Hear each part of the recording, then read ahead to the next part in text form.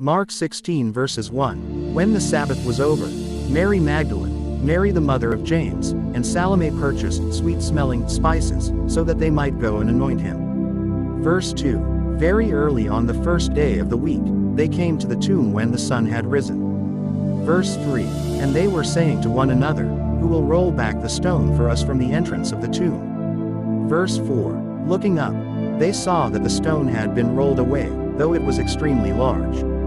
Verse 5. Entering the tomb, they saw a young man sitting on the right, wearing a long, stately white robe, and they were amazed and bewildered. Verse 6. And he said to them, Do not be amazed, you are looking for Jesus the Nazarene, who was crucified.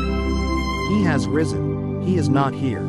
See, here is the place where they laid him. Verse 7. But go, tell his disciples and Peter, he is going ahead of you to Galilee, you will see him there, just as he told you. Verse 8. They went out and fled from the tomb, for they were seized with trembling and astonishment, and they said nothing about it to anyone, because they were afraid.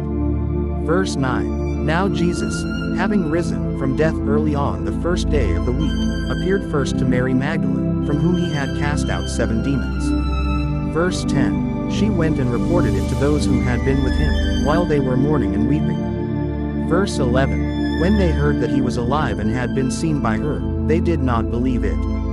Verse 12. After that, he appeared in a different form to 2 of them as they were walking along the way to the country. Verse 13. They returned to Jerusalem and told the others, but they did not believe them either. Verse 14. Later, Jesus appeared to the 11 disciples themselves as they were reclining at the table, and he called them to account for their unbelief and hardness of heart, because they had not believed those who had seen him after he had risen from death.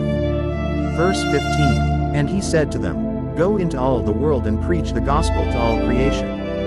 Verse 16. He who has believed in me and has been baptized will be saved from the penalty of God's wrath and judgment, but he who has not believed will be condemned. Verse 17. These signs will accompany those who have believed. In my name they will cast out demons, they will speak in new tongues.